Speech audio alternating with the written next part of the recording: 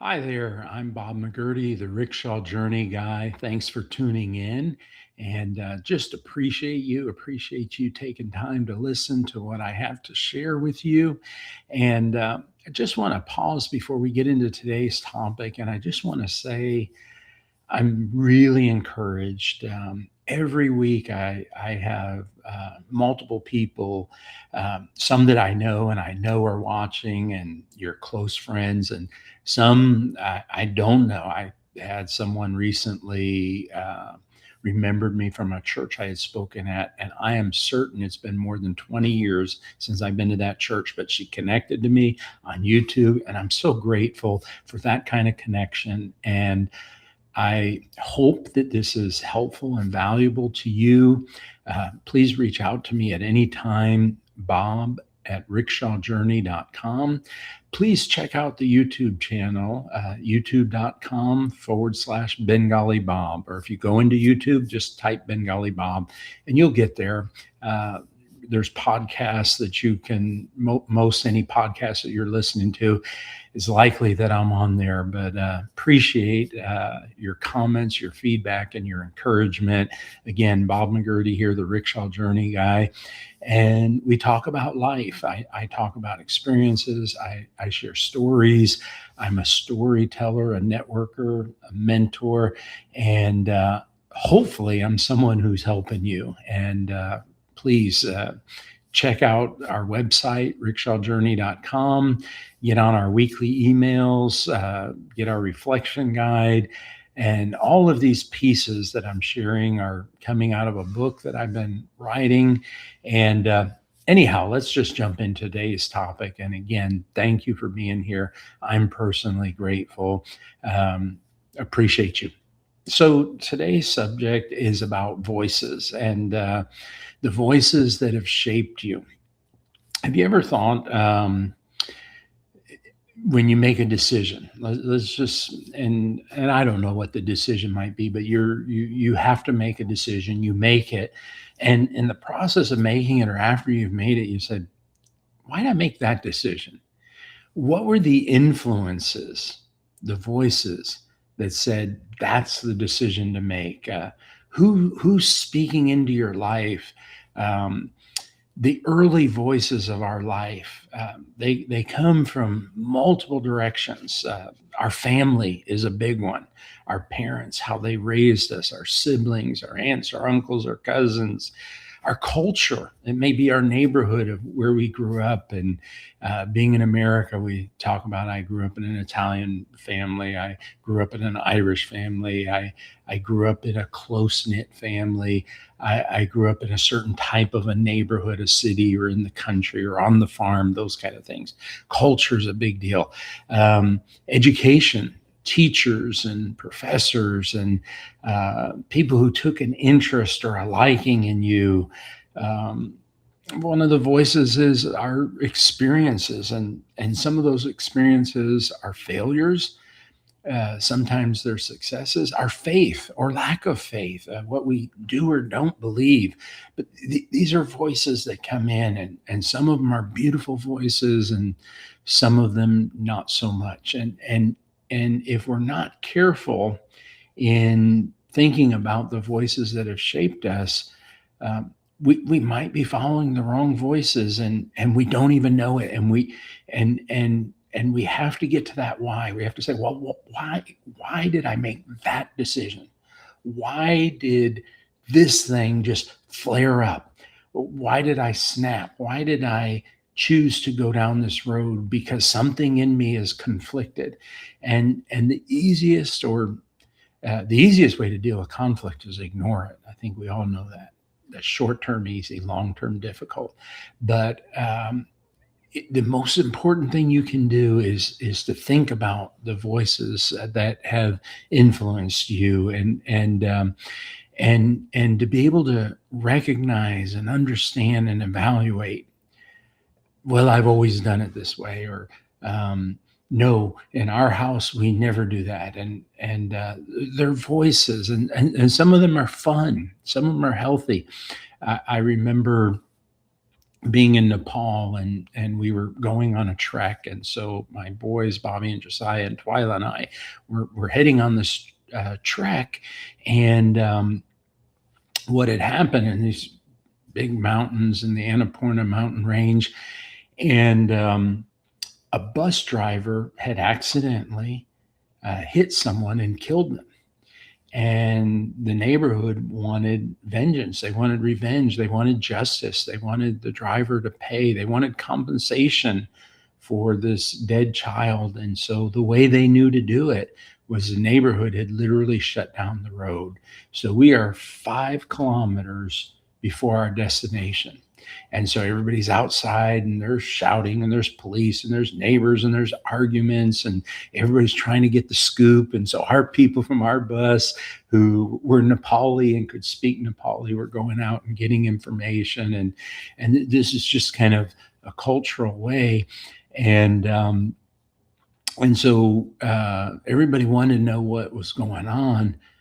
I just wanted to know how close we were to our destination. And so Twyla and I began talking. It was still daylight. We asked people, and there was a safe path, though it was through a neighborhood and not through the mountains where we'd be going. There was a safe path to get us to the starting point. And so the bus driver makes the announcement and says, we're going to turn around. We're going to go back to base. And that's a good hour or two from where we'd been. And we will take this journey again in the morning once everything is settled up. And so I talked to the boys, and Twyla and I, and we made a decision that we were going to trek to the base camp, that our trek was hereby going to start. We told the bus driver, he was fine with that. We got our belongings, and we literally jumped out the back of the bus, old school bus. It was like the emergency exit door that maybe you had hit one time and gone out in the emergency exit. I'd never done it till that day. But we jumped off the bus, and I made this proclamation. I said, the McGurdy's don't go backwards. And we joke about it, and it's fun. And so we'll be making a decision, and Twyla and I will be out on a joyride. And I say, hey, let's just turn around and go back. And she'll look at me and she goes, the McGurdy's don't go backwards. Well, it's a voice.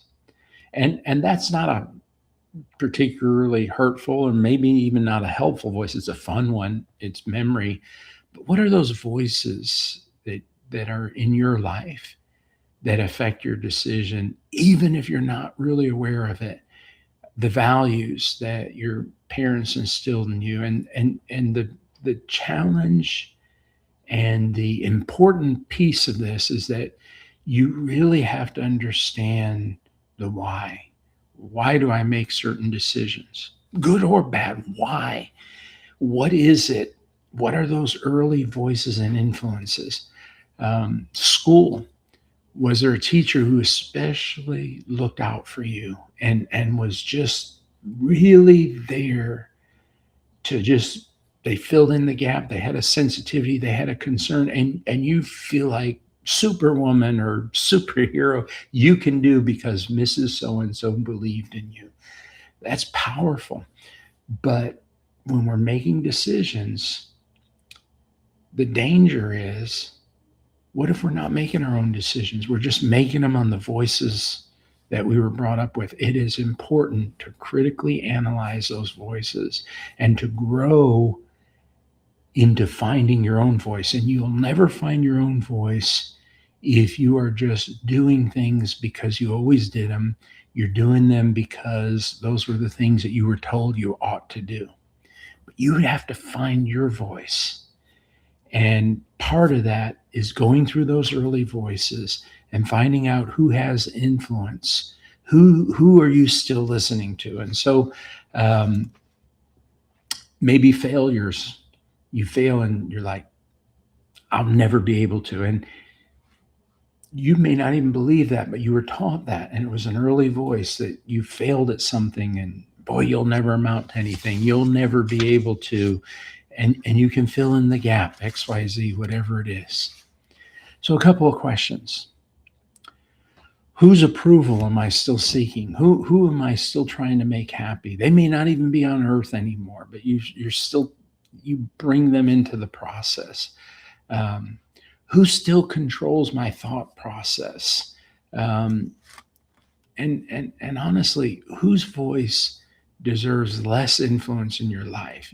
That you just need to step up and say, they're not in control of me, because the more you let them have that control and live kind of rent free in your head and your space and your thought pattern, the harder it will be to find your voice. And your voice is so important, because when you find your voice, you will accomplish. There is a God given voice inside of you that has to rise up to accomplish, to be all that you can be. But you've got to think through these early voices. And if there's some voices living in your head and you know it and you just choose not to deal with it, you're the landlord. It's time to tell the tenant, you're evicted. You need to get out. You need to know which are the good voices and the bad voices. I'll give a comparison that could help you. Twyla and I, over the years, have worked with many multicultural people. They were living in one place and now in another. Uh, we use the term global nomads, and this particularly true. Bangladesh students come to America. They're doing advanced studies, and we get to experience them in the first hours and days and weeks, and then months and years go by, and we watch them as they mature. But the initial thing that happens when you leave one culture and go to another, you miss the motherland. But the more you come here, a new land becomes a motherland. And so you've got these multiple things going on. And the thing we coach multicultural, multinational people is take the best of both worlds. And so let's jump to those early voices. Take all those voices and separate what is helping you and what's hurting you. And those things that are helping you, that are making you the woman of God, the man of God, the person that you are, embrace them and give them more space. But the ones that are holding you back and hurting you, serve notice. But you really need to analyze your why. Why am I doing this? And think about these voices, these early voices that are in your life and in your head, and just think about the voices that shaped you. And because you have a great path ahead and you have a great destiny. And once you fully find your voice and be your voice, you will influence uh, many people, and you will create legacy. And that's my personal goal for you, is that not only that you find your voice, but you be it, you influence it. I'm privileged, I'm lucky, I'm blessed.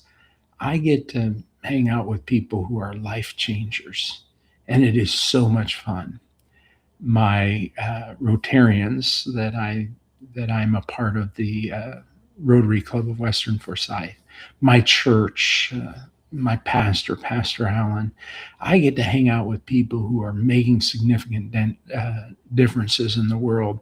I have mentors who are in their 80s and they're still pouring in and doing great things and speaking life to me. But I hope and I pray and I desire for you that you, as you think about these voices, these early voices that shaped you and are still shaping you, that you separate the good and the bad, and keep the good and add more to it. But the voices that aren't helping you, that aren't growing you, that are holding you back, that you recognize them, that you understand them, and that you serve notice to them. We'll be talking more about our voices, the voices that have shaped us, and we'll also talk about voices that confuse us. And I hope as we begin to understand these early and confusing voices, that we'll get some tools in us that'll just help us to find our voice. And if there's things that get in the way, um, and we can set them aside, then we just open ourselves up for greater possibilities. Thanks for listening. I'm Bob, the Rickshaw Journey guy. Would love to connect to you more. We send out a weekly email at rickshawjourney.com. Love to give you some tools and materials. Feel free to email me any questions or thoughts, bob at rickshawjourney.com. If you have a topic, no matter how random it is, and say, I'd love for you to talk about such and such, if it fits and I'm comfortable with it, I'd be glad to. Thanks again. And I just hope the best for your rickshaw journey, that as you understand the voices that shape you, you can identify the good and you can kick out the bad, if you will. And we'll talk more about this in the future. Again, thanks for being here.